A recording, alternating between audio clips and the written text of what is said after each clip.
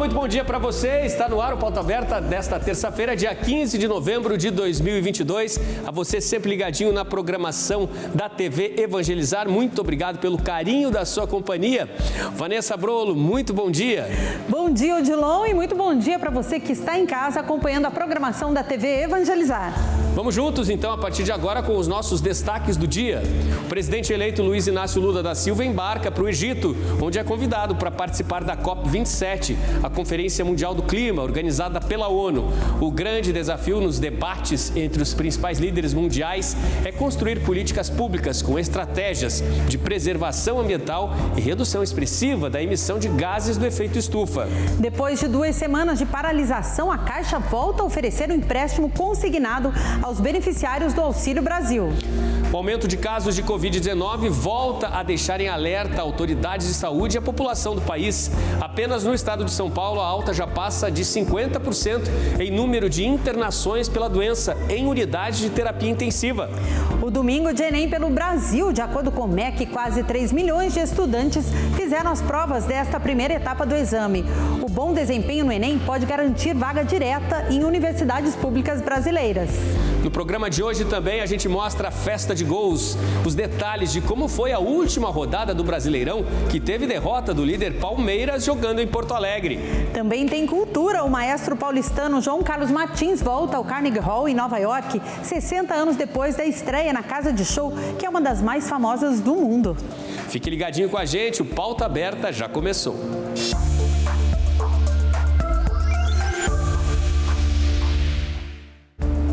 Nesta segunda-feira, o presidente eleito Luiz Inácio Lula da Silva embarcou para o Egito, onde vai participar da 27ª Conferência da ONU sobre Mudanças Climáticas. O presidente Luiz Inácio Lula da Silva pegou o avião no Aeroporto Internacional em Guarulhos, na Grande São Paulo, rumo ao continente africano, para um dos mais importantes encontros com líderes mundiais para debater estratégias de preservação do meio ambiente e de combate à poluição em todo o mundo. O presidente eleito publicou no Twitter a seguinte frase: "O combate às mudanças climáticas deve ser um compromisso do Estado brasileiro. Trabalharemos pelo futuro do nosso país e do planeta, que é um só e de todos." O evento começou no dia 6 de novembro e discute medidas de enfrentamento à mudança climática. A agenda de Lula no Egito prevê também encontros bilaterais com autoridades de outros países. Ambientalistas dizem que o novo governo brasileiro tem algumas medidas urgentes a serem tomadas, como buscar a reversão da flexibilização de atividades como a mineração e a pesca, reforçar a proteção da biodiversidade e estabelecer mudanças na relação com povos indígenas e quilombolas, recompor o Ministério do Meio Ambiente e autarquias para reforçar o papel desses órgãos no governo federal, criar planos de prevenção e controle do desmatamento na Amazônia e no Cerrado, restabelecer o diálogo com setores da sociedade e da ciência envolvidos nas questões ambientais e retomar o Fundo Amazônia, que capta doações vindas de outros países para ações de prevenção, monitoramento e combate ao desmatamento na região. O assunto agora é a economia. A prévia do PIB brasileiro, que é a soma de todos os bens e serviços finais produzidos por um país, aponta alta no terceiro trimestre do ano, de 1,36%. E esse já é considerado o melhor resultado desde o fim de 2020. No terceiro trimestre de 2022, o IBCBR, que é considerado a prévia do PIB Brasil, fechou em alta de 1,36%. Foi o avanço mais expressivo desde o fim de 2020. Na época, o avanço na prévia do PIB era de 3,82%. Numa comparação com o terceiro trimestre do ano passado, a prévia do PIB destacada no IBCBR teve registrada uma alta de 4,32%. De acordo com a análise dos economistas, o avanço agora reflete uma aceleração da atividade econômica no período. O IBCBR é o índice que contribui para a formação da taxa de juros básica do país. No mês passado, ela foi mantida em 13,75%, o nível mais alto dos últimos 6 anos. E de acordo com várias análises já destacadas por economistas, essa taxa deve manter-se nesse patamar até os primeiros meses do ano que vem, quando então poderá recuar. A Caixa voltou a oferecer o empréstimo consignado aos beneficiários do Auxílio Brasil. A contratação tinha sido suspensa no dia 1º de novembro. A medida passou a valer novamente esta semana. O crédito consignado para os beneficiários do Auxílio Brasil foi liberado pela Caixa no dia 11 de outubro, mas as pessoas que tentaram fazer o empréstimo tiveram dificuldades para contratar o serviço pelo aplicativo Caixa Tem, além do atraso de pagamento e de taxas extras de seguro. No dia 25 de outubro, a Caixa divulgou que já tinha emprestado 4 bilhões e 200 milhões de reais a 1 milhão e 600 mil pessoas que são beneficiadas pelo programa Auxílio Brasil. Segundo o Ministério da Cidadania, além da Caixa, outras 13 instituições financeiras estão habilitadas a oferecer o empréstimo consignado. A Caixa informa que a parcela do empréstimo é debitada automaticamente a partir do primeiro benefício a ser recebido depois da contratação. De acordo com as normas estabelecidas pelo governo federal, o valor máximo do consignado está limitado a 40% do valor mensal do Auxílio Brasil. Para o cálculo, são considerados os R$ 400, pois o valor atual de R$ 600 só vale até dezembro. Assim, o valor da parcela vai ser no máximo de R$ 160. O Ministério da Cidadania estabeleceu um limite de juros de 3,5% ao mês, mas cada instituição financeira pode adotar uma taxa diferente, respeitando esse teto. No caso da Caixa, o banco estabeleceu uma taxa de 3,45% ao mês. Mas atenção, se o benefício for cancelado, o empréstimo não vai ser cancelado. O desconto vai ser feito direto na fonte, ou seja, durante o prazo contratado, a parcela é descontada diretamente do valor mensal do benefício. A Covid volta a ser motivo de preocupação para a área da saúde. O governo de São Paulo, Odilon, registrou uma alta de 56% no número de internações por Covid-19 em unidades de terapia intensiva nas últimas 2 semanas. Pois é, o alerta emitido pelo Conselho Gestor da Secretaria de Ciência, Pesquisa e Desenvolvimento em Saúde do Estado reforça a necessidade da imunização com as doses de reforço e também da volta do uso de máscara. O estado de São Paulo está em alerta para o risco da volta do aumento de casos de Covid entre os moradores. A Secretaria Estadual de Saúde monitora com atenção a evolução de casos na Grande São Paulo. Na semana passada, a Fundação Fiocruz fez alertas semelhantes para outros 3 estados brasileiros: Amazonas, Rio de Janeiro e Rio Grande do Sul. Nesses 3 estados, o aumento de casos positivados de Covid chegou a 36% no intervalo de 4 semanas. Em São Paulo, essa evolução foi mais rápida. Em 2 semanas, a capital e as cidades da região metropolitana registraram um aumento de 65% dos casos graves, com internações de UTI. Passou de 215 para 335 internações. Nos casos de internações em enfermaria, a evolução foi ainda maior, 81%. O número de pacientes internados por Covid passou de 364 para 600 em apenas 2 semanas. Alarmante a situação não apenas em São Paulo, em vários estados do país. E com a alta de casos de Covid-19 em diversos estados, esses dados alarmantes mostram que 69 milhões de brasileiros não tomaram a primeira dose de reforço contra a doença.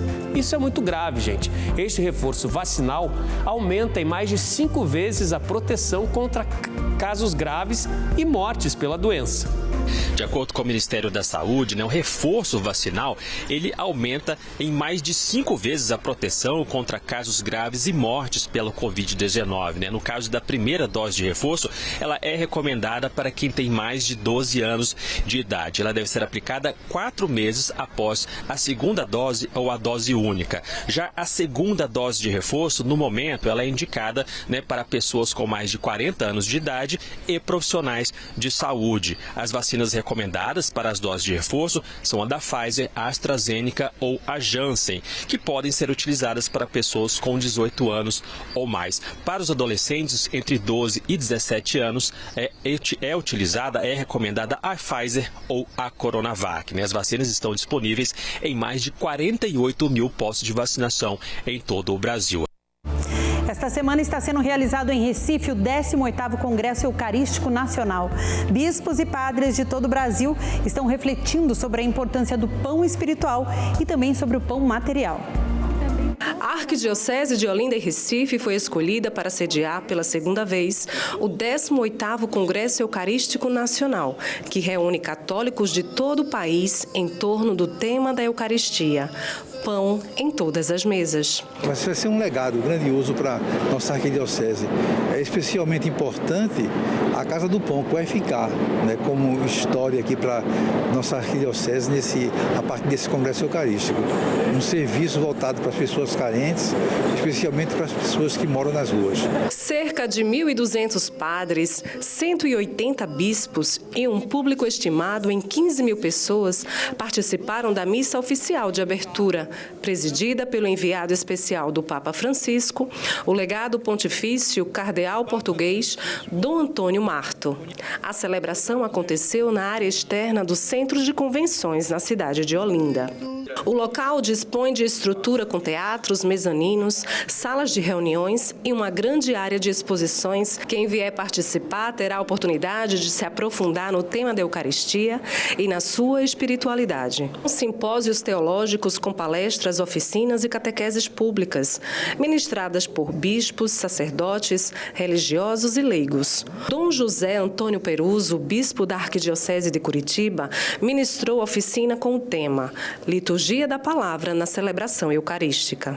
O fruto é que a igreja, aqueles que participam, cuidem melhor das celebrações que preparam, que presidem, que coordenam e que propõem e que celebram.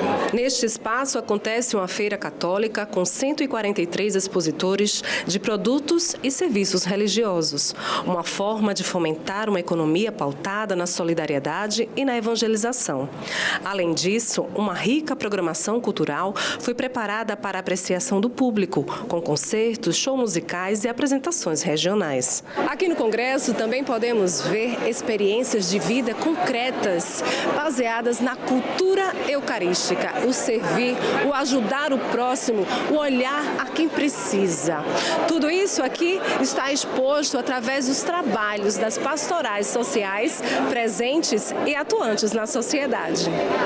A noite do sábado foi marcada pela hora mariana, com a recitação do terço em unidade com 5 santuários marianos da Arquidiocese de Olinda e Recife, com transmissão ao vivo pela TV Evangelizar. Assim também como foi a emocionante Vigília da Juventude, que contou com a presença massiva dos movimentos e pastorais jovens da igreja.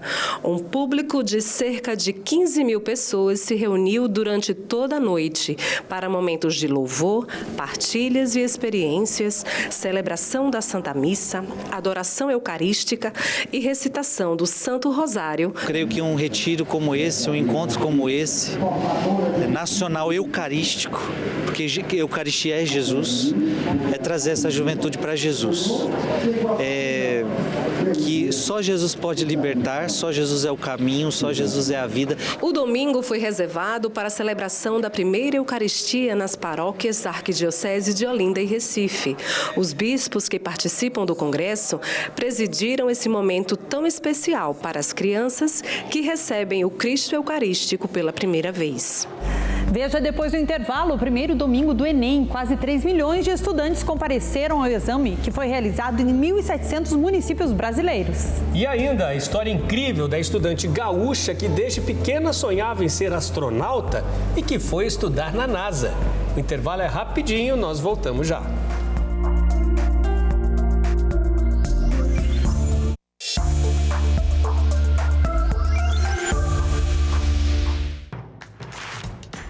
Não perca mais nenhum vídeo da TV Evangelizar. Inscreva-se agora.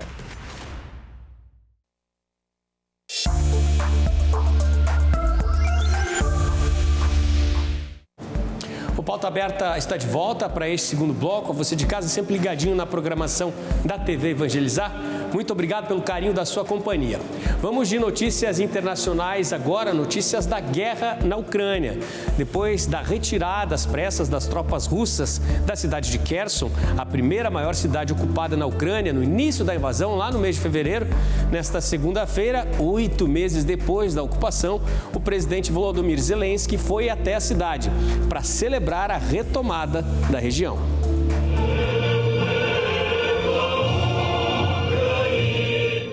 O presidente da Ucrânia, Volodymyr Zelensky, visitou nesta segunda-feira a cidade de Kherson, no sul do país, 3 dias depois da reconquista da localidade.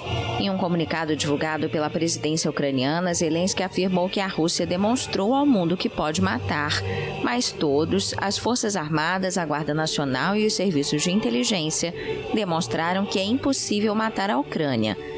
Junto com funcionários civis e militares, ele cantou o hino nacional enquanto a bandeira ucraniana era hasteada diante do edifício da administração regional no centro de Kherson.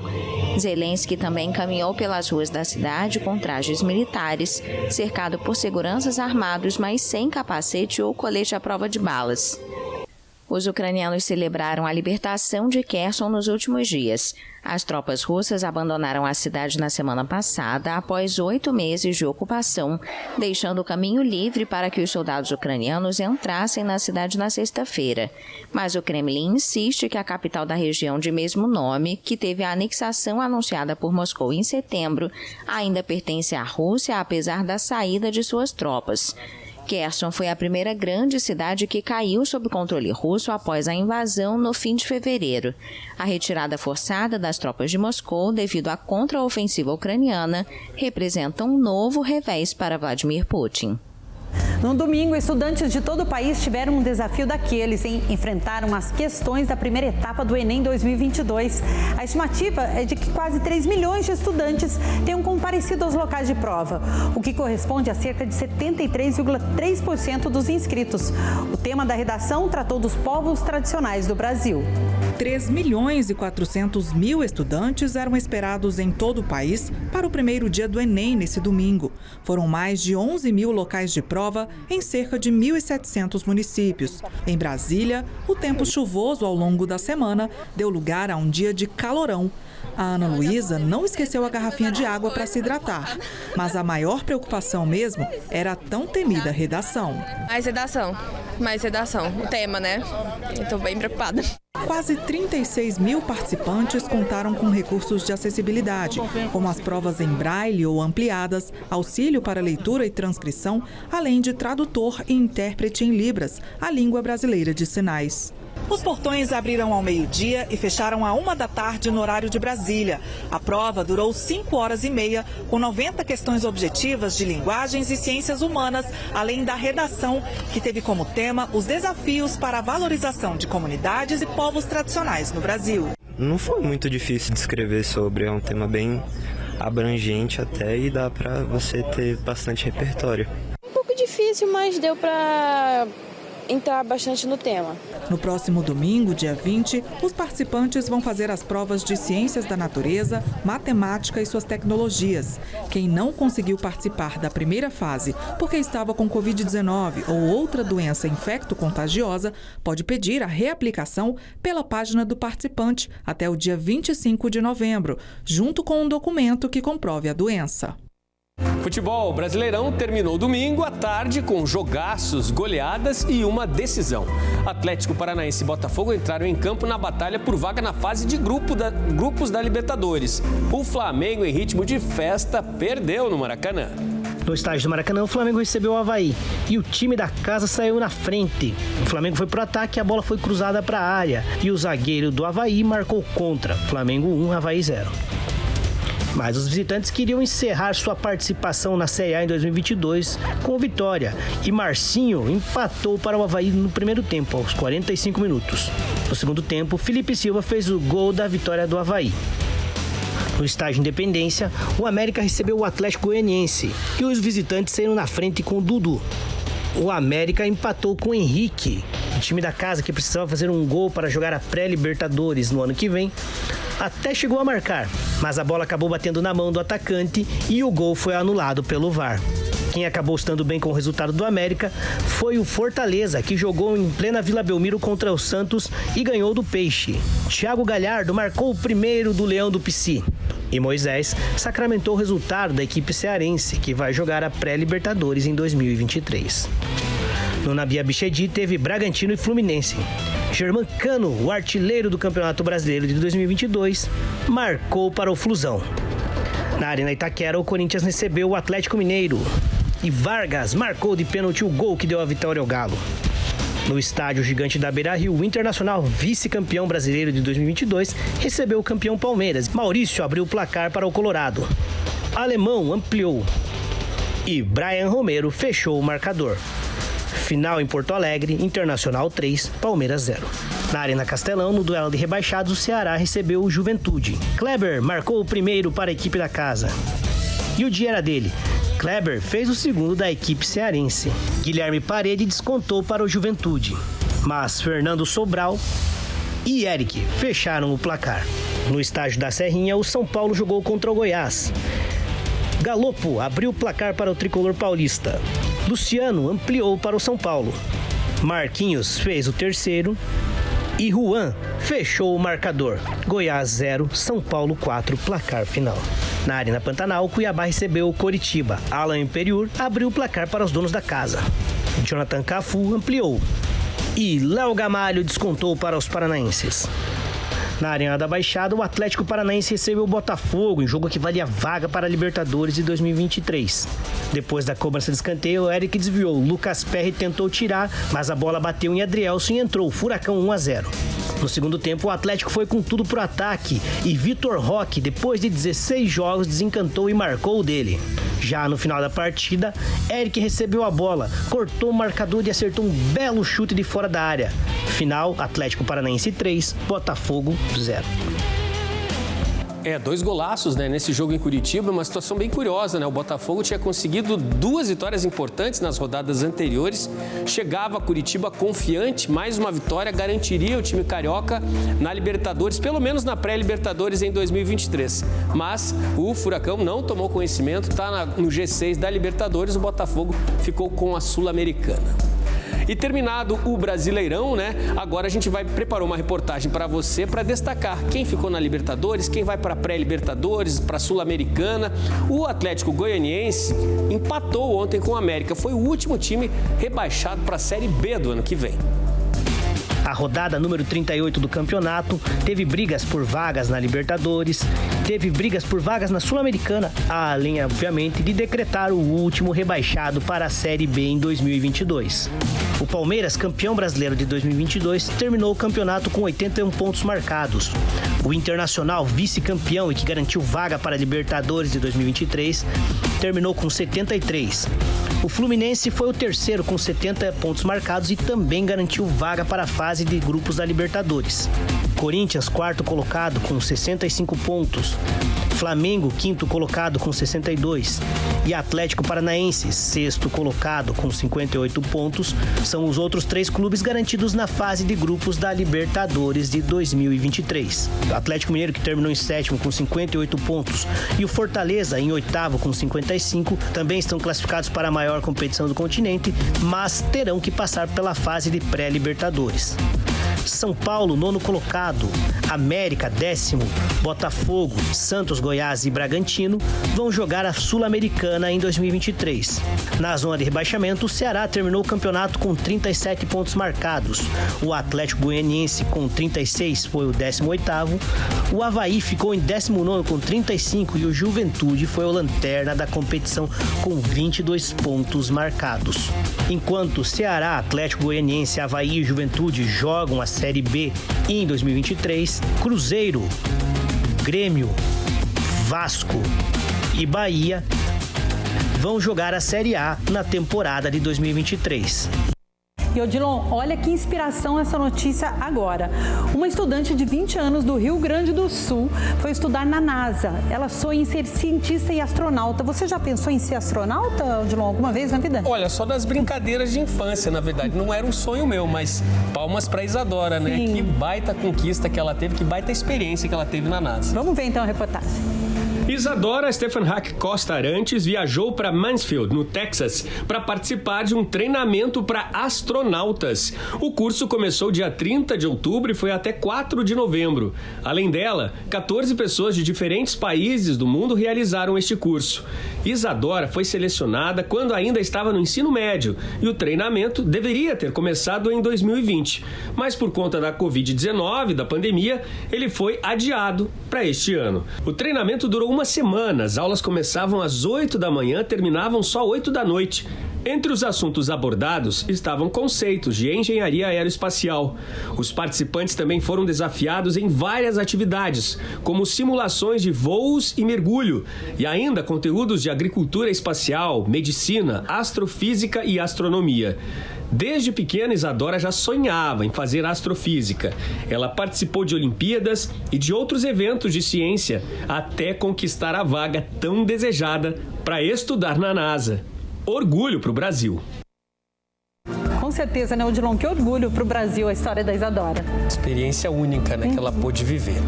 Gente, após 60 anos da primeira apresentação no Carnegie Hall, em Nova York, o maestro paulistano João Carlos Martins recebeu o convite para retornar ao palco de uma das mais famosas casas de shows do mundo. A apresentação acontece no próximo dia 19 de novembro.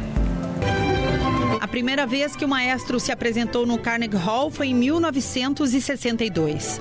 O jovem pianista João Carlos Martins estreou no palco americano com apenas 21 anos de idade. O local, reconhecido por ser uma das casas de shows mais famosas do mundo, já recebeu renomados artistas como Billie Holiday, Beatles, Rolling Stones, Frank Sinatra e Bob Dylan. A apresentação desse ano, além de interpretações de compositores clássicos, vai mostrar ao público como a paixão pela música fez o maestro se reinventar e driblar os sintomas de uma distonia focal, doença rara que afeta os movimentos das mãos desde os seus 18 anos. Hoje ele toca piano com uma luva biônica, criada por um designer industrial para que ele pudesse voltar a tocar piano com todos os dedos. No dia 19 de novembro, João Carlos Martins vai reger a Novos New York, orquestra de música contemporânea da Trinity Wall Street. Ao final, vai tocar piano no centro do palco. Quem prestigiar o brasileiro vai poder contemplar interpretações de músicas de Heitor Villa-Lobos e André Memari. O convite fez com que o maestro treine piano 2 horas por dia. Esse maestro é realmente uma inspiração para todo mundo, não é, Odilon? Um destaque, né, no cenário da música clássica no Brasil, um destaque internacional também. Muito legal e uma conquista para ele, né? Estar no Carnegie Hall mais uma vez. 60 anos depois. Exatamente. E com essa bela notícia, a gente encerra o Pauta Aberta de hoje, mas a gente volta amanhã. Tchau, um excelente dia para você. A gente se vê.